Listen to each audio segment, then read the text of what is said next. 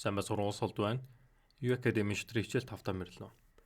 Энэ хичээлээр хэдүүлээ мадын эсрэг яаж хамгаалах тухай бас өнцгөөс нь харцгаая.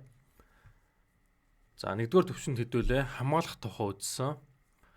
Тэр хичээлээс хойш нэлээд олон юм үзсэн байна те хэдүүлээ. За тийм учраас ерөнхийдөө хамгаалах тухай эргэн нэг санацгах зүйтэй гэж бодоод энэ хүү хичээлийг орж байна.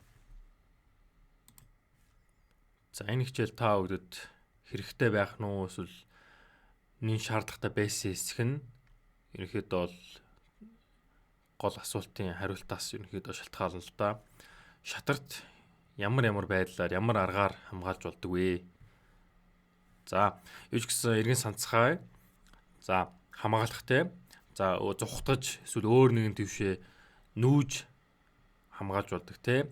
За мөн ямар нэгэн халдлага хийж байгаа, дайрж байгаа, довтлож байгаа дүрсийг идэж болдог тийм ээ. Тийм биз дээ. За эсвэл ямар нэгэн байдлаар дундуур нь орж болдог тийм ээ. Дундуур нь замд нь саад хийж орж болдог. Эсвэл нэг халдтанд өрчөж байгаа, довтлуулж байгаа дүрсийг бас хамгаалж болдог тийм ээ. Ийм аргуудаар хэдүүлээ хамгаалж болдгийг үзсэн байгаа. За ихтэй тэр бүхэн тухайн тоглолтын нөхцөл байдлаас шалтгааллах ёстойг та бүгд бас үргэлж санаж явах хэрэгтэй тийм ээ. За дандаа зүхтаад байна гэж байхгүй эсвэл дандаа дундуур нь замд нь саад хийгээд өөр нэг дүрсээр халахлана гэж байхгүй эсвэл заавал эсрэг талын дүрсийг идэж хамгаална гэж байхгүй тий. Тухайн нөхцөл байдлаасаа л бүх юм ерөнхийдөө бол шалтгаалдаг. За саяны дурдсан хэдэд хамгаалах аргуудыг энэ өрөг дээр бүгдийг нэг бүрчлэн харах боломжтой. За энэ дээр хэрвээ цагаан нүх байсан бол дууслаа ш тий. Цагаан нүх байсан бол бирс F7 гэд дууслаа мад гэд. За гэвч цагааны нүдэл биш байлаа гэж үтэй. Азар тийм ээ. Харын хувьд азар харийнхан нүдэл хар нүх хэрэгтэй гэж үтэй. Гэхдээ ухаантай нүхэхгүй бол мад болох гэдэг шүү дээ тий. За тэгэхээр харын хувьд ухаалаг нүдлүүч байна. Тэгээд ухаантай бус нүдлүүч байна тий. За мэдээж F7 дээр матлах гээд байгаа юм чинь ямар нэгэн байдлаар энд F7 буудлыг ерөнхийдөө хамгаалах хэрэгтэй байна шүү дээ тий. Одоо ганц F7-ыг хамгаалж байгаа дүрс бол ганц ноён байна. Мадлуулах гээд байгаа ноён. За бэрсээрээ ямархуу байдлаар хамгаалж болохоор байна. C7 D7, E7 эдгээр 3 буудлын аль нь дээр нь ч нүүсэн харын үед болж байгаа шүү дээ тий. Ингээд нүгэд үзэхэд F7. Одоо энэ дээр матлах боломжгүй болчихлоо шүү дээ. Яг гэдэг ойлгож байгаа л үү тий. Матлах гэж хүрээд ирлээ. Гэвч бирс эргүүлээд чинь. За тэгээд матлах хүрээд ирлээ гэж үдээ л да тий. За хар бирс идлээ. Эргүүлээд цагаан тийм ээ хар бирсийг идлээ. За тэгээд мэдээж ноёнгоороо эргүүлээд цагаан тэмээ гэдэн тий. Тэгээд эцэст нь хар 3 хүү 1 тэмээтэй үлдэх нь байна. Цагаантай болохоор 2 хүүтэйг л үлдэнэ. Өөр юучгүй. За тийм учраас цагааны үед мэдээж ингээд мад өрцсөн байсан тэгээд хамгаалчлаа шүү дээ тий. Ингээд амжилттай хамгаалчлаа. За эсвэл түрүүний эхний байрлал юм байсан. Эсвэл G3 бирс G3 гэд солилцож болно тийм ээ. Шаллаа. За одоо ерөнхийдөө бол цагааны хувьд энийг идэхээс аргагүй болж байгаа. С тэгвээс энэ цагаан бирс өөрөө идэвчсэн шүү дээ. За энэ бас нэлээд их тохиолддог бас байрлал байгаа. Ерөнхийдөө бол бирсээрээ айлын бирс ноён хоёр дээр давхар довтлохоо их асан шалаа их ийм тохиолдол нэлээд их тохиолддог. За тэгээд тийм тохиолдолд ерөнхийдөө бараг ихэнх тохиолдолд бирсийн солилцоо горол болж дуустав. Гэхдээ харын хувьд энэ ашиггүй л дээ. Яагаад гэвэл энэ харъя. За цагаан мэдээ заавал бирсийн идэх ёстой гэж хэдүүлээ ойлгоцсон байгаа шүү дээ. Бирсээрээ бирсийн идэх ёстой. Яагаад гэвэл өөр нэгэн тийшээ нүүчих юм бол ноёны гар ороод энэ хоёр л шүү дээ. Нүүчих юм бол цагаан бирсийг идээд сул идчихнэ. За тэгэл энэ тэгээд тоглоом дуустгаад адилхан болно. Харин тэгэхгүй Цагаан ноён заавал идэх ёстой. Цагаан бэрс заавал идэх ёстой. За идлээ.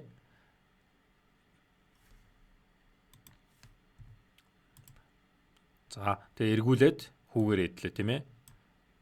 За тэгээд ноён эргүүлээд хүүгийн идлээ. За энэ дэр харын хувьд юу болов вэ? Нэг хүүгээ алдчихлаа шүү дээ тий.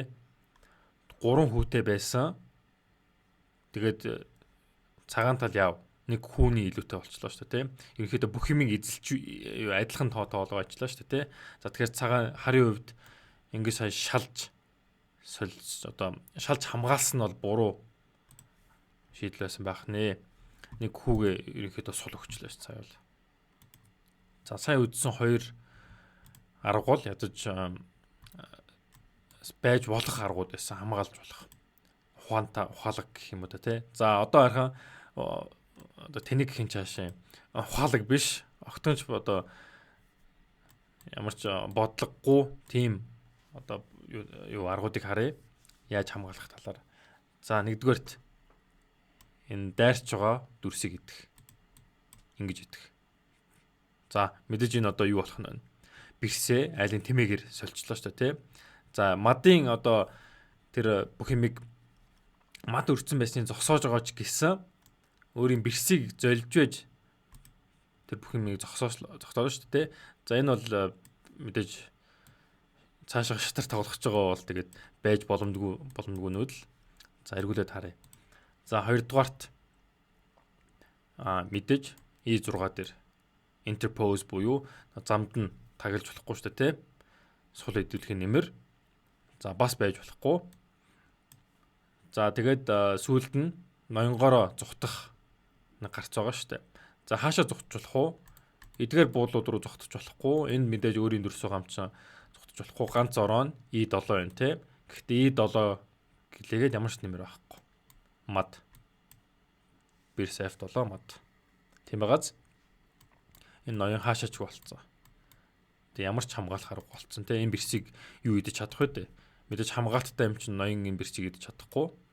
За тэгэхээр харын хувьд ганц гайгүй хамгаалах арга нь ерөнхийдөө бол энэ 3 байсан байгаа шүү дээ. Энэ 3 нүдл. Ихэнх тохиолдолд нүүж байгаа дүрс нь ерөнхийдөө бол хамгаалах үйлдэлийг хийдэг тийм ээ. Одоо сая жишээлбэл энэ бэрсээ энэ 3 буудлын айл нэг дөрөв нь аваачаад нүүлээ штэ бэрсээрээ те. Бэрс нь тэгэд гол хамгаалт тэг үйлдэлийг одоо хийж байна штэ үүрэг гүйцэтгэж байна. За бас байнга бас юм байдгүй маа. Байнга нүүж байгаа дүрснээс хамгаалтын үүрэг бас гүйцэтгэдэг. Бас өөр тохиолдлууд байдаг. Жишээлбэл энэ өрөг дээр за цагаан мад өртсөн байна. G7 дээр матлах гад бэлтцсэн байж тээ тий. Тэгээд ноён хаашаа цухтах боломжгүй болцсон. За тэгэхээр яах нь вэ? Өөр нэгэн дүрсээрээ нэмэлт хамгаалт ерөнхийдөө бол авчрах хэрэгтэй болох нь шүү дээ. Гэвч энэ G7-г одоо хамгаалах ямар арга вэ? Бичлэгээ зогсоож байгаад тавд харж болно шүү. За бэрс бол яаж ч нүгэд очиж амжихгүй шүү дээ тий. G7-г хамгаалахын тулд эхлээд E8 дараа нь F8 гэх хэрэгтэй байгаа шүү дээ. Тийм биз дээ тий. Иш харахын тулд. За тэгсээр байтал 2 нүүдэл болж гин. Тэгсээр байтал маталж шүү дээ цагаан ч. За харин яаж нүүл хамгаалчлахаар байна. За саяны миний түрүүн хэлсэн юмтай холбогдолтой шүү. Дандаа нүүж байгаа дүрс нь бас хамгаалдаг юм аа. Бас тэгэхээр юу гэсэн үг вэ?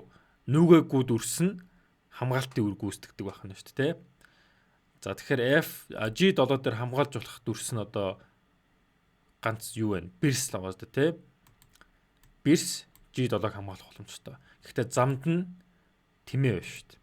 Тэгэхээр тэмээгээ хаа нэгэн тийшээ нүлгэхэд л болж байгаа шүү дээ тийм ээ. Тэгэхээр энэ коридорыг энэ шугамыг нээгээд өгчөж байгаа. Энийг шатрын хэллэгээр бас цэвэрлэх эсвэл нээх гэж хэлдэг. За маш ухаалаг нүүдэл байгааз. Одоо энэ дэр мадлах боломжгүй. Яагаад гэвэл хүрээд ирэх юм бол бэрс идлээ, эргүүлээд тэмээ идлээ, эргүүлээд ноён идлээ. Тэгэхээр цагааны хувьд одоо мад өртсөн байсан талаар өнгөрлөө. За дараагийн үргийг харъя. За энэ байрлал бас бас баггүй тохиолддог. Яг ийм байдлаар бирс одоо тэмээтэйгээ яг ийм байралд очдог. Тэгээд ерөнхийдөө яг ноёны хөдөлгөөнийг хязгаарсан чигээр нь тэгээд яг урд нь очиод мадалцдаг ийм тохиолдол аюул байдаг. Тэгээд цагаан ерөнхийдөө эсрэг тал нь бас хамгаалахад нэлээд бас хэцүү байрлал байдаг.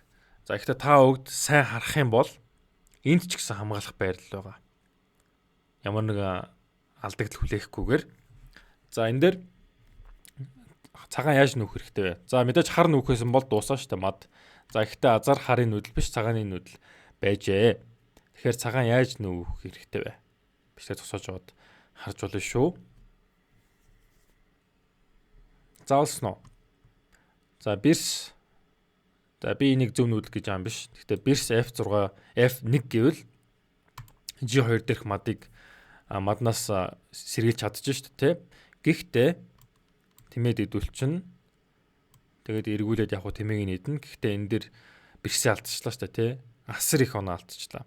За тэгэхээр энэ байхад нэлээд хэцүү байна. Харин зөв нүүдэл нь бирс E4 байсан байгаа шүү дээ. Бирс E4.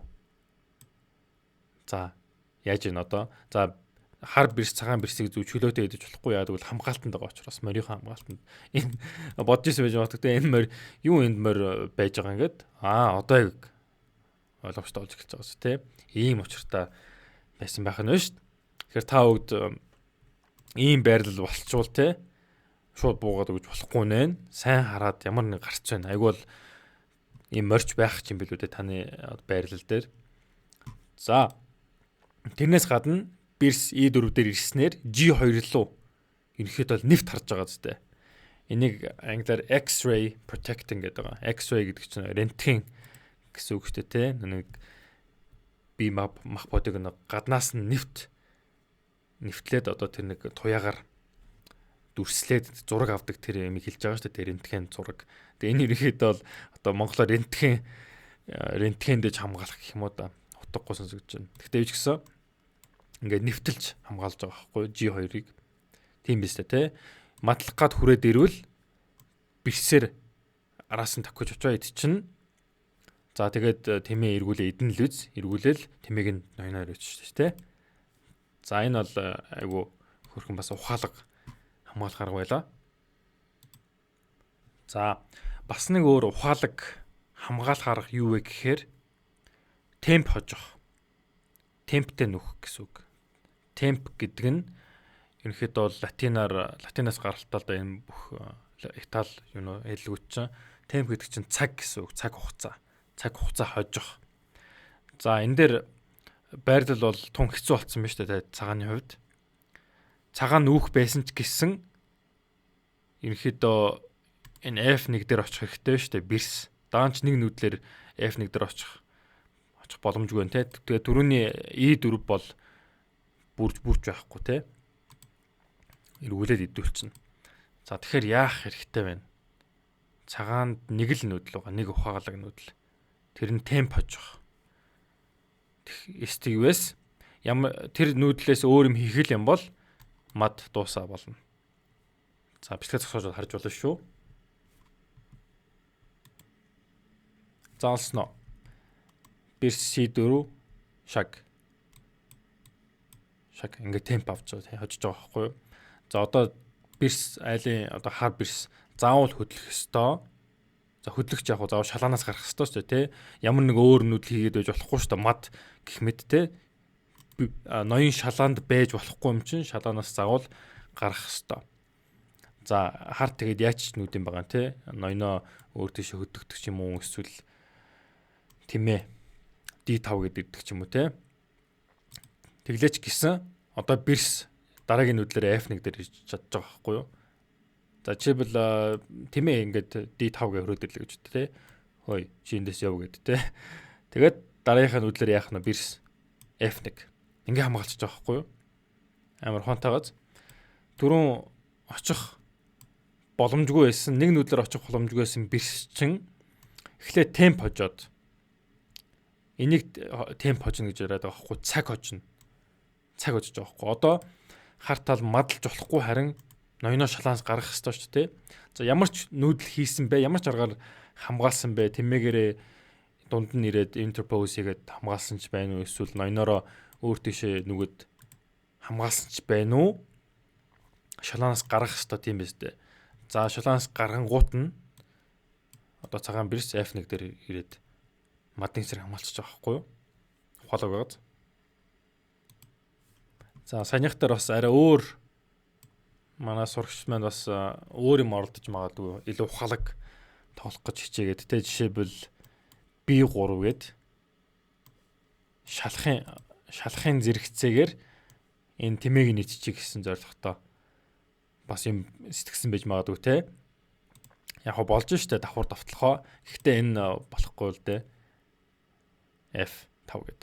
Өөстөрө D5 гээд. F3-аас тэмээ төрний нүүдлэр D5 гээд хэцүү болчихж байгаа. За одоо нөгөө бэрсчин одоо юу гэдэг англиар no man's land-д ирсэн. Эзгүй газар ирсэн байгаа шүү дээ, тий. За одоо бэрсээ одоо алдахгүй тулд өөр нэгэн тийш нөөх хэрэгтэй болно. Гэвч нөгөө талд нь мадын төрөний юм байгаа л шүү дээ, тий. Мад өрцсөн.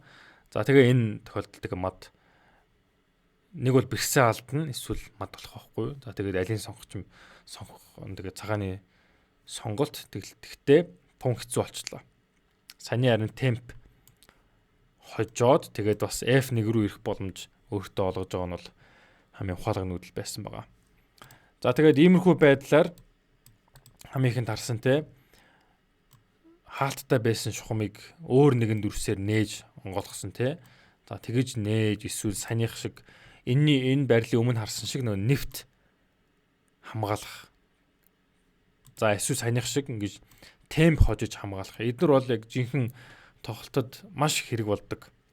Тийм учраас эдгээрийг бүү мартаараа ч гэсэн юм байд боломжтой гэдгийг санаараа тавагд.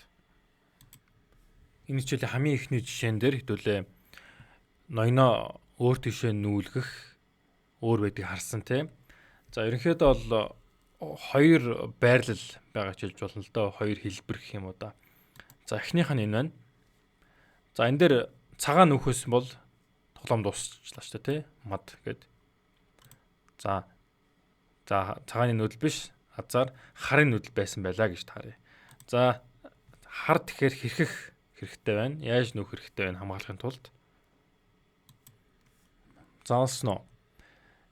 За G7 дээрх хүүг мэдээж одоо энэ шугамыг нээх зорилготойгоор бэрсийн хамгаалтыг одоо нээж өхийн тулд энэ хүүг нүүлгэж болохгүй шүү дээ тий. Замд нь тагилцсан байгаа юм чинь.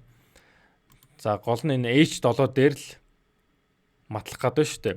H7 руу айлын 2 дүрс халтцсан байгаа довтлцсон. За тийм учраас арай өөр арга шийдэж болох хэрэгтэй байна. Хар тийм ээ. Өөр ямар нэгэн байдлаар хамгаалж болохгүй байна. Бэрс одоо жишээлбэл хар бэрс H7 руу харахын тулд яах хэрэгтэй байна. Эхлээд F8 дараа нь G8 тэгжээж хамгаалах хэрэгтэй болж байгаа. Тэгээ хоёр нүүдлээр хамгаалах хэрэгтэй болно. Даанч тийм цаг хугацаа байхгүй шүү дээ харын хувьд. Нэг нүүдлэлийн дараа мадлуулах гээд хахад. Тэгэхээр зөв нүүдэл нь юу байх вэ? Ноёноороо нүүх. За ноёноороо мэдээж ганц нүүдэл байгаа. G8. За G8-ын дараа яадаг чи. За шаллаа тий. Шаг. За мэдээж ганц ороотоо F8, ноён F8.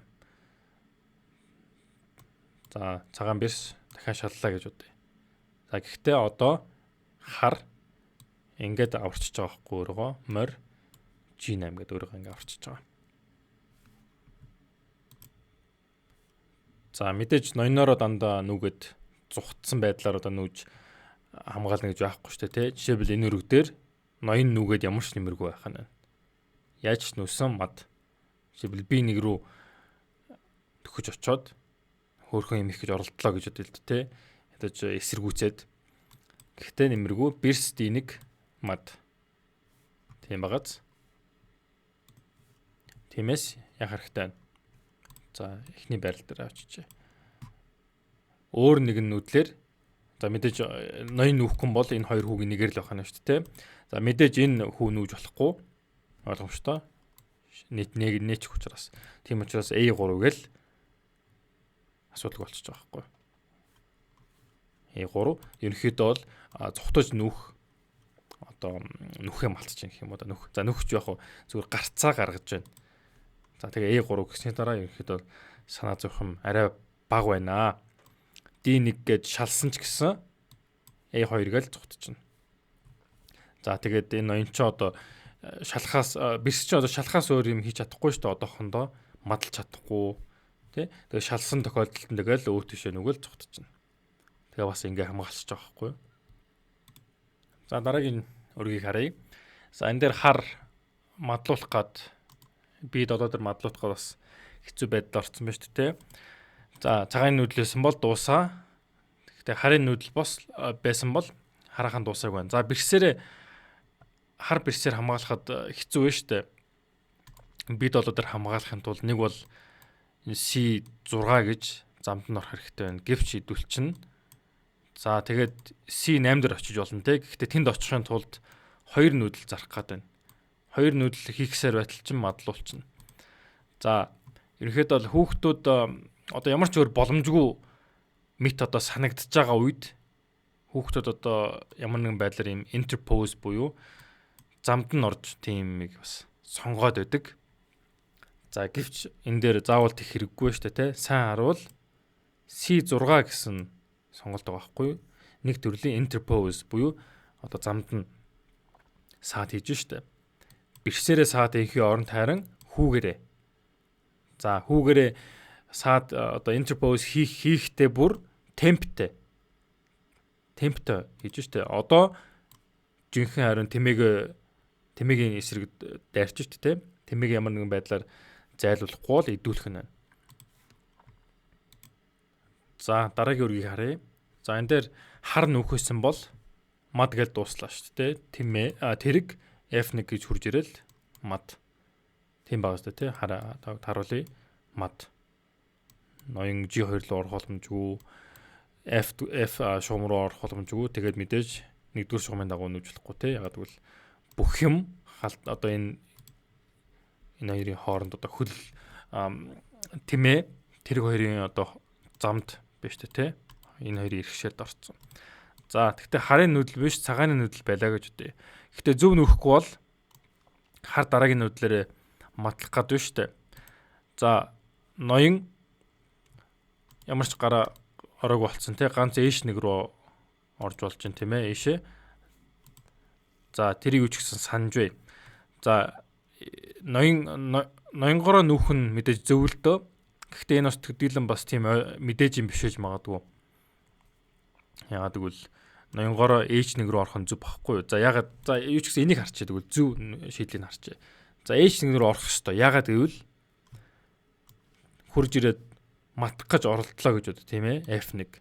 Гэвч одоо ноён G1-ээс хөдөлснөөрөө энэ тэрэгдээ хурж ирээд interpose буюу замд нь саад их одоо энэ зайг нь гаргаж өгч байгаа байхгүй юу?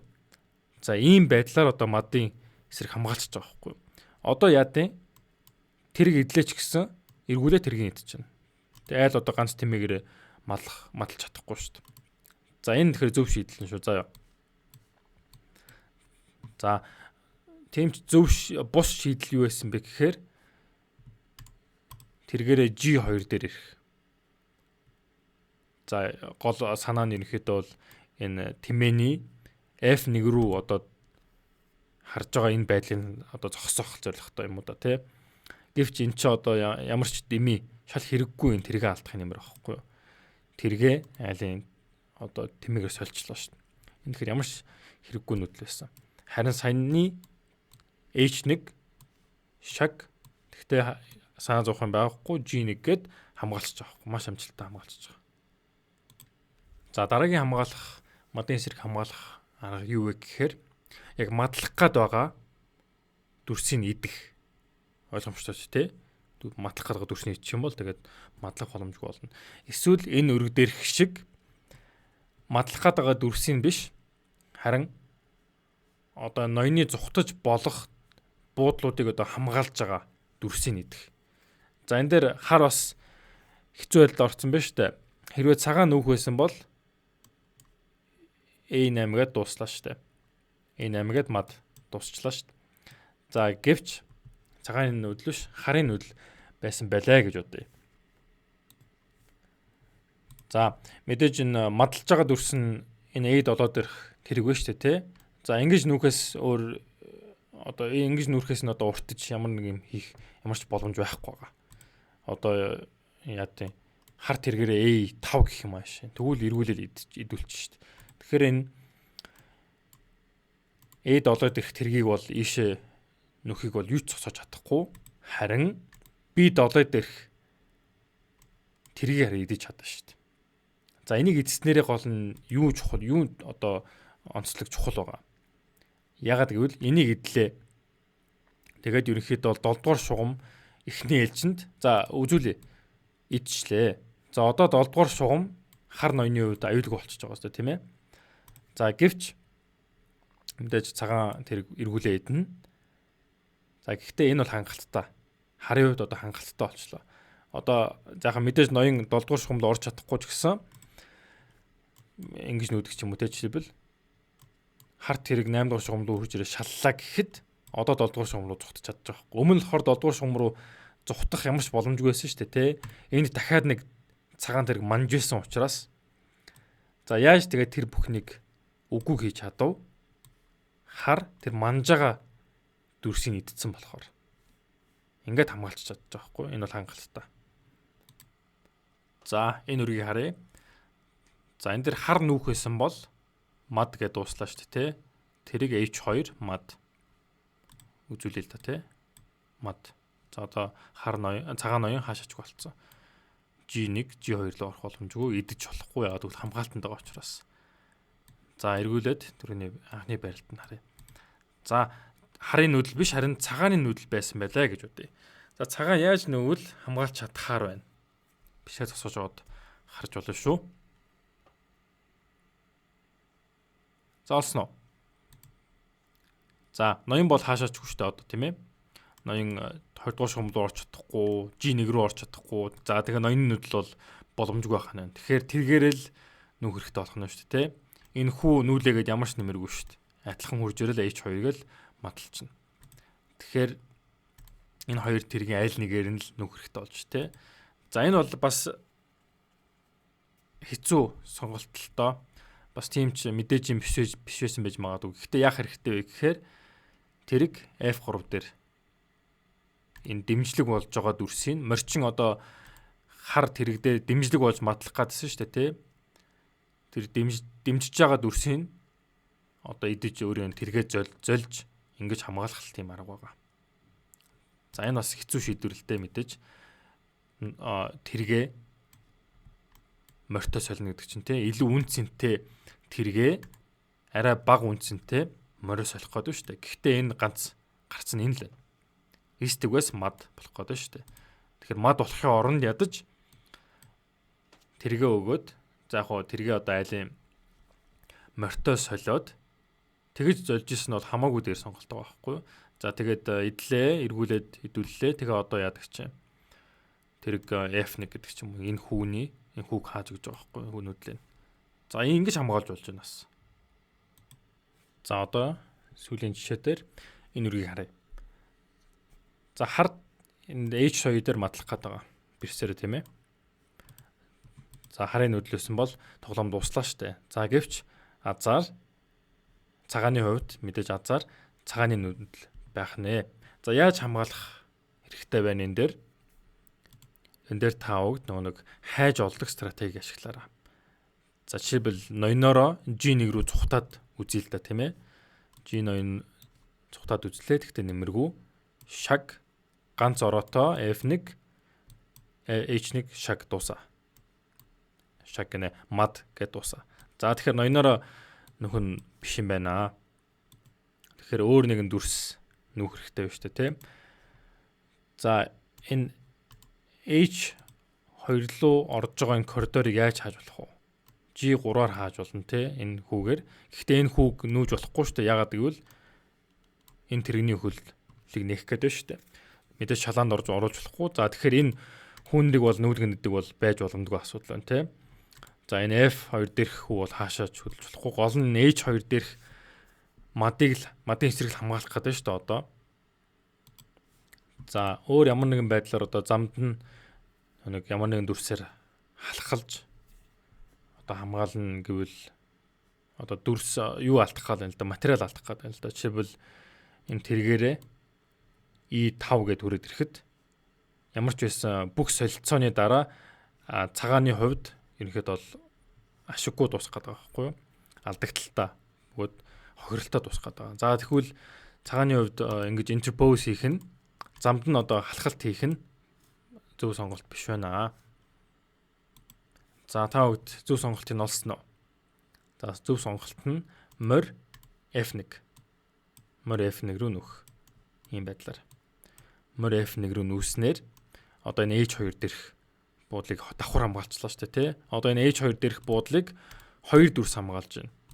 2 дүрс довтлсон байна. Гэхдээ 2 дүрс хамгаалж байна. Энэ довтлж байгаа дүрсүүдийн тоо, хамгаалж байгаа дүрсүүдийн тоо тэнцүү байвал довтлж байгаа тал нь ерөнхийдөө бол хохиролтой дуусдаг. Тэр бас айгүй сонирхолтой бас тооны зарчим байгаа. Дандаа хохиролтой дуусдаг шүү. За мэдээж довтлж байгаа тал нь илүү байвал тэр довтлж байгаа тал нь ашигтай дуусдаг. Ерөнхийдөө бол энэ бүгдийг өмнө үзсэн шүү дээ. Бод хөллөх гэдэг хичээл дээр. За энэ F1 дээр морь нүүх нь хангалттай. За энэ морьчин төрөө D2 дээрээс шүү дээ. Бас F3 дээр нүүж болох байсан. Адилхан H2-ыг хамгаалчих шүү дээ. Гэхдээ энэ дээр яах нь вэ?